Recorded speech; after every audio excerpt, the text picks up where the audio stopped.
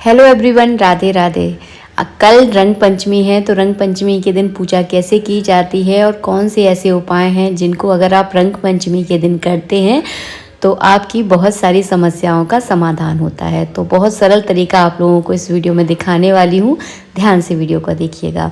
भगवान विष्णु और लक्ष्मी जी की साथ में अगर आप रंग पंचमी के दिन उनका पूजन करते हैं, लाल गुलाल अगर उन्हें अर्पित करते हैं, तो इससे आपके जीवन में सुख, समृद्धि और धन की कोई कमी नहीं होती, क्योंकि माता लक्ष्मी धन और समृद्धि देने वाली हैं। तो भगवान विष्णु और लक्ष्मी जी की रंग पंचमी के दिन आप साथ में पूजा करें। अगर इस तरह की अगर आपके पास भगवान लक्ष्मी की और माता विष्णु की अगर मूर्ति नहीं है तो आप तस्वीर की भी पूजा कर सकते हैं। रंग पंचमी वाले दिन आप भगवान को अच्छे से स्नान करवाएं, जैसे कि हम 30 त्योहारों पे कराते हैं, सेम वैसे ही आपको स्नान करवाना है। भगवान विष्णु की पूजा रंग पंचमी के दिन अलग अलग तरीके से की जाती है, अलग अलग मनोकामनाओं के लिए। तो ध्यान से इस वीडियो को ज़रूर देखिएगा। पहला उपाय मैंने बता दिया है, भगवान विष्णु और लक्ष्मी जी का आपको साथ में पूजन करना है। रंग पंचमी के दिन भगवान विष्णु और माता लक्ष्मी को आप लाल गुलाल ज़रूर अर्पित करें।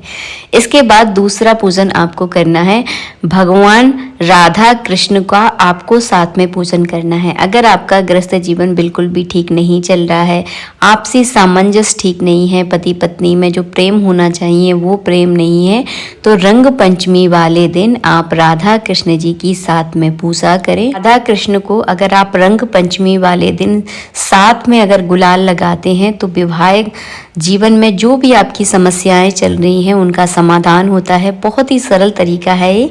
तो रंग पंचमी वाले दिन राधा कृष्ण को आप साथ में उनका विधिवत पूजन कीजिएगा। उसके बाद जो है ना आपको साथ में गुलाल लगाना है।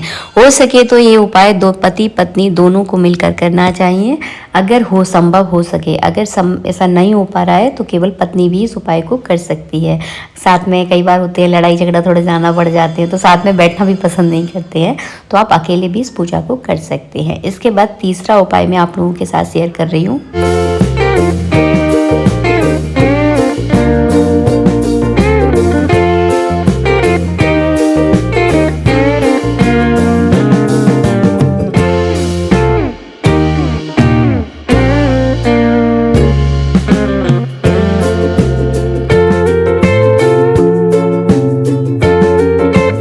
रंग पंचमी के दिन आपको क्या करना है, 1 रुपए का सिक्का लेना है, कलदार लेना है। अगर आपके पास चांदी का कलदार है तो वो भी ले सकते हैं, और एक आपको हल्दी की काट लेनी है।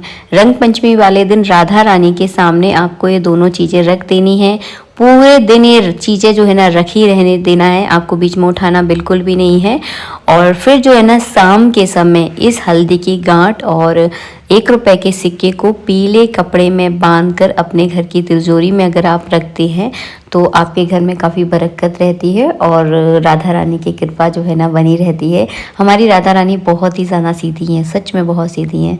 इनको थोड़ा सा आप प्यार दोगे ना तो आपको पता नहीं कितना प्यार मिलेगा, बहुत ही सीधी हैं। तो बस यहाँ पे इस तरह से आपको ये तीसरा उपाय करना है घर में बरकत के लिए।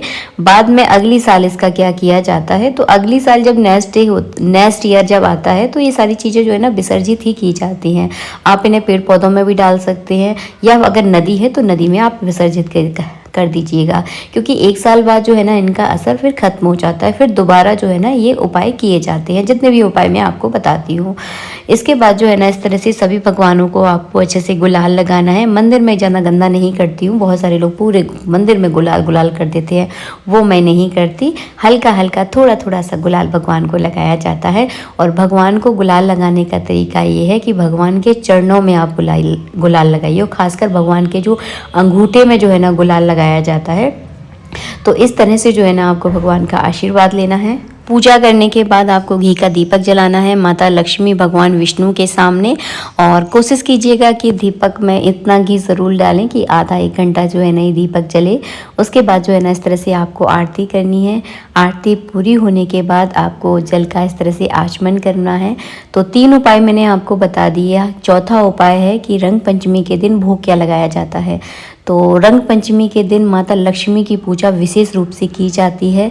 तो आप मिश्री का भोग लगा सकते हैं, बतासे का भोग लगा सकते हैं, या सफ़ेद कलर की मिठाई, या फिर आप खीर का भोग आपको लगाना चाहिए। तो इनमें से जो चीज़ आपके पास उपलब्ध हो जाए उसका आप आज के दिन भोग ज़रूर लगाएं। आप चाहे तो प्रसाद के रूप में भगवान के सामने आप कटोरी में रखकर भोग लगा सकते हैं, या आप चाहें तो इस तरह से आप हवन करके भी भोग लगा सकते हैं।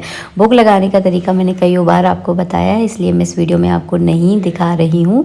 तो ये भोग जो है ना ज़रूर लगाया जाता है अपने घर में माता लक्ष्मी की कृपा बनाए रखने के लिए। रंग पंचमी वाले दिन इनमें से आप कोई भी भोग लगा सकते हैं। आपकी आर्थिक स्थिति बहुत ही ज़्यादा कमज़ोर है, पैसों की बहुत ज़्यादा तंगी है, तो आप आज के दिन कनक धारा स्तोत्र का अगर आप पाठ करते हैं तो आप सबके लिए बहुत ज़्यादा लाभदायक होता है। रंग पंचमी पर भगवान विष्णु और लक्ष्मी का दिन माना जाता है, तो इनमें से आप कोई भी उपाय ज़रूर करें। कनक धारा स्तोत्र का पाठ करके अगर इस तरह से आप हवन करते हैं तो आप लोगों के लिए बहुत लाभकारी होगा। आज के लिए इतना ही, नेक्स्ट वीडियो में मिलेंगे। राधे राधे।